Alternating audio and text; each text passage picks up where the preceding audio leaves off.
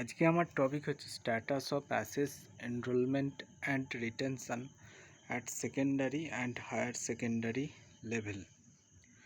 অর্থাৎ সেকেন্ডারি এবং higher secondary লেভেলের কি কতটা পরিমাণ স্টুডেন্টের এনরোলমেন্ট হচ্ছে এবং তাদের ড্রপ আউটের হার, এইসব নিয়ে আমার প্রেজেন্টেশন নিয়ে আমি কিছু বলতে চাই। তো first secondary and higher secondary stage is very crucial and transitional stage for human capital development. Why it is transitional? Why it is crucial? Because it is a very important transitional stage when a student transfers from adolescent period to adult stage. It is the time when student know how to take responsibility in future when problem comes. Prepared students for higher education, employment, and hereafter social participation, ensuration employment, and after employment social inclusion, social সামাজিক অন্তর্ভুক্তির সুনিশ্চিতকরণ। Key indicators of educational progress include access, enrollment, and retention. Secondary education is regarded as investment of time in life. Why it is investment of time in life? It is always considered time and tide will wait for none. অর্থাৎ সময় এবং জলের স্রোত কারোর জন্য থেমে থাকে না। এটি এমন একটি স্টেজ, যে স্টেজে জীবনের সময়কে একটা ইনভেস্টমেন্ট, কিসের উপরে ইনভেস্টমেন্ট না, নিজের প্রতি ইনভেস্টমেন্ট, নিজের প্রতি সময় দেওয়া, নিজেকে প্রিপেয়ার তৈরি করা, একটা হিউম্যান রিসোর্স হিসাবে গড়ে তোলা। Access to secondary and higher secondary education, না এক্সপ্যানশন অফ স্কুলস। স্বাধীনোত্তর ভারতবর্ষে যতটা পরিমাণ স্কুলের এক্সপ্যানশন হয়েছিল, আজকে তার থেকে অনেক বেশি স্কুল আমরা দেখতে পাচ্ছি। Government policies improving equitable access, সবাইকে সমতার বোঝানোর জন্য বিভিন্ন রকম গভর্নমেন্ট পলিসি নেওয়া হয়েছে। Continued disparities between urban, rural and socio economic groups, বিভিন্ন রকম ডিসপ্যারিটি, আরবান রুরালের মধ্যে যে ডিসপ্যারিটি, শহরের শিক্ষা ব্যবস্থা যেরকম হয় গ্রামের শিক্ষা ব্যবস্থা অতটা উন্নত নয়, সেই ডিসপ্যারিটিগুলোকে ভুলে সবাইকে একের অন্তর্ভুক্তি করানোর ব্যবস্থা করা হয়েছে। Enrolment status, growth in gross enrolment ratio, যেটিকে GER বলা হয়, at secondary levels, increasing female participation in education. Secondary এডুকেশনের প্রত্যেকটি স্তরে আমাদের RT 2009-এ বলা হয়েছে যে 8 থেকে 14 বছর পর্যন্ত অবৈতনিক শিক্ষার কথা। তো তারপরে কি হবে? তারপরে তো অনেকে বিভিন্ন রকম সংসারের চাপে এবং আরও অন্যান্য কারণে ফিমেলরা এ থেকে দূরে চলে যেত, ড্রপ আউট হয়ে যেত। কিন্তু সেই পার্টিসিপেশনের জন্য আরও বিভিন্ন রকম গভর্নমেন্টের পলিসি নেওয়া হয়েছে, কন্যাশ্রী এবং আরও বিভিন্ন রকম পলিসি টেকিংয়ের ব্যবস্থা করা হয়েছে, যাতে করে ফিমেল পার্টিসিপেট করে এই এডুকেশানে। Transition from secondary to higher secondary still needs improvement. এখনও পর্যন্ত সেকেন্ডারি থেকে হায়ার সেকেন্ডারি এডুকেশানে যেতে গেলে তারও ইমপ্রুভমেন্টের দরকার হয়।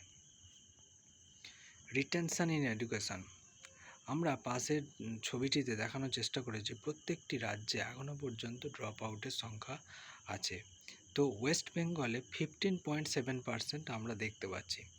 এই রিটেনশান বা এই যে ড্রপ আউট থেকে মুক্ত করার জন্য গভর্নমেন্ট বিভিন্ন রকম পলিসি নেওয়া হয়েছে, স্কলারশিপের ব্যবস্থা করা হয়েছে, দারিদ্র্য সীমার নিচে থাকা স্টুডেন্টদের সাহায্য করার জন্য স্কলারশিপের ব্যবস্থা, ফ্রিতে টেক্সট বুক দেওয়া হচ্ছে, বেঙ্গলি ইংলিশ ফ্রিতে টেক্সট বুকের ব্যবস্থা করা হয়েছে। সম্ভবত মাধ্যমিক পর্যন্ত West Bengal board of secondary এডুকেশানে আমরা দেখেছি। এমনকি কাউন্সিলেতেও বাংলা, বেঙ্গলি এবং ইংলিশ গভর্নমেন্ট থেকে সরবরাহ করা হচ্ছে, করা হচ্ছে। সাপোর্ট প্রোগ্রামস, কন্যাশ্রী, রূপশ্রী, শিক্ষাশ্রী, এবং বিভিন্ন রকম স্কুলেতে ড্রেস দেওয়া হচ্ছে, স্টুডেন্টদের সাপোর্ট করার জন্য সাইকেল দেওয়া হচ্ছে যাতে করে তারা মোটিভেট হয়। এই বিভিন্ন রকম পলিসির ব্যবস্থা করা হয় যাতে করে ড্রপ আউটের সংখ্যা আরও কমানো যায়। পলিসি ইনিশিয়েটিভ, সমগ্র শিক্ষা অভিযান, স্কলারশিপ, ফিনান্সিয়াল অ্যাসিস্ট্যান্স দেওয়া হচ্ছে। অনেক ইনস্টিটিউশনাল স্কলারশিপের ব্যবস্থা করে। ডিজিটাল লার্নিং ইনিশিয়েটিভস, আমরা জানি কোভিডের পরবর্তী ডিজিটাল লার্নিং কীভাবে আমাদেরকে তাৎক্ষণিক সময়ে শিক্ষা বিস্তার করতে সাহায্য করেছিল। Infrastructure and teacher development progress, ইনফ্রাস্ট্রাকচারের উন্নতি ঘটানোর চেষ্টা করা হচ্ছে। Teacher development progress, quality teacher ট্রেনিংয়ের ব্যবস্থা করা হচ্ছে। কী চ্যালেঞ্জেস এখনও পর্যন্ত, ইকোনমিক ইনইকুয়ালিটি অ্যান্ড পভার্টি, এখনও পর্যন্ত ভারতবর্ষের বহু জায়গা, বহু জেলা দারিদ্র্য সীমার নিচে। Gender disparity in some regions, এখনও পর্যন্ত জেন্ডার ডিসপ্যারিটি, ডিসক্রিমিনেশন দেখতে পাওয়া যাচ্ছে। একজন একজন ছেলেকে যতটা গুরুত্ব দেওয়া হয় একজন মেয়েকে ততটা পর্যন্ত গুরুত্ব এখনও পর্যন্ত দিতে অস্বীকার করা হয়। রুরাল আরবান এডুকেশনাল গ্যাপ, শহরাঞ্চলের যে শিক্ষা ব্যবস্থা গ্রামের শিক্ষা ব্যবস্থাটা অনেকটাই ম্লান। এর কারণ হচ্ছে এখন সম্প্রতি উৎসশ্রী পোর্টাল চালু করা হয়েছে। এর ফলে কোয়ালিটি টিচাররা বাড়ির কাছাকাছি সুযোগ পাওয়ার জন্য তারা বাড়ির কাছে চলে আসছে। এর ফলে দেখা যাচ্ছে শহরাঞ্চলে টিচারের সংখ্যা বেড়ে যাচ্ছে, গ্রামাঞ্চলে টিচারের সংখ্যা কমে যাচ্ছে। এর ফলে গ্রামাঞ্চলে বিভিন্ন রকম স্কুল উঠে যাওয়ার পথে। Lack of digital and academic resources, বিভিন্ন রকম ডিজিটাল এবং অ্যাকাডেমিক রিসোর্সের অভাব দেখা যাচ্ছে। এরপর এনইপি 2020-তে সেকেন্ডারি এডুকেশনের রিফ্লেকশন সম্বন্ধে আলোচনা করে আসছে। সেকেন্ডারি এডুকেশন সম্বন্ধে বলা হয়েছে হলিস্টিক ডেভেলপমেন্ট করার কথা, অর্থাৎ সামগ্রিক উন্নতি।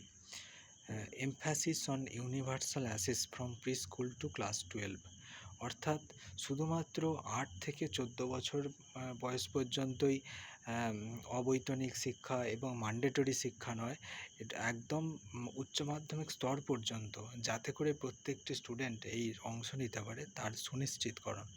কারণ এই ক্লাস 8 পর্যন্ত একটা বেসিক লেভেলের শিক্ষা দেওয়া হয়, 12 পর্যন্ত না শিখলে সেটি একটি সামগ্রিক হয় না। Target 100% GER gross enrollment retention in school education by 2030, 2030-এর মধ্যে 100%-এর সুনিশ্চিতকরণ। Focus on equity and inclusion, gender, socio economically disadvantaged groups, introduction of flexible subject choices and vocational education, কারিগরি শিক্ষার প্রতি জোর দেওয়া হচ্ছে। ফ্লেক্সিবল সাবজেক্ট, আগে কি হতো, আগে যেমন তেমন সাবজেক্ট নেওয়া যেত না, এখন কিন্তু ম্যাথামেটিক্সের সঙ্গে মিউজিকও পড়তে পারে, এই সাবজেক্ট চয়েসগুলো করা হয়েছে। Strengthening retention through reduced curriculum load, কারিকুলামের অতিরিক্ত বোঝা কমানো হয়েছে। এবং এক্সপেরিয়েন্সিয়াল লার্নিং, বিভিন্ন রকম বয়সের সাথে সাথে তুলনা করে এক্সপেরিয়েন্সিয়াল লার্নিংয়ের উপর জোর দেওয়া হচ্ছে। Promotion of digital education and skill development, digital education, computer literacy, AI in education, skill ডেভেলপমেন্টের কথা বলা হচ্ছে। স্কিল এবং নলেজের কথা বলা হচ্ছে, যার দ্বারা একজন স্টুডেন্ট ভবিষ্যতের একজন স্কিলফুল পার্সনে পরিবর্তন হয়, যার দ্বারা তার সোসাইটিতে প্রচুর পরিমাণে ডেভেলপমেন্ট হয়। সবশেষে কনক্লুশন, উপসংহারে বলা যায় significant progress in access and enrollment, স্বাধীনোত্তর ভারতবর্ষে যে পরিমাণ এনরোলমেন্ট হয়েছিল তার থেকে অনেক বেশি পরিমাণ এনরোলমেন্ট একবিংশ শতাব্দীতে দেখা যাচ্ছে। Retention remains a major challenge at higher levels, এখনও পর্যন্ত হায়ার এডুকেশনে ড্রপ আউটের সংখ্যা অব্যাহত। বিভিন্ন রকম গভর্নমেন্টের কর্মসংস্থানের অভাব এবং আরও বিভিন্ন রকম সমস্যা, যেমন পারিবারিক সংসারের চাপ, পারিবারিক বিভিন্ন কারণ, যেমন পারিবারিক কোনো আত্মীয় মারা গেলে বা আরও বিভিন্ন রকম কারণের ফলে ছেলে এবং মেয়েরা তারা তাদের অর্থ উপার্জনের জন্য নিজের কাঁধে ইনকাম করতে হচ্ছে।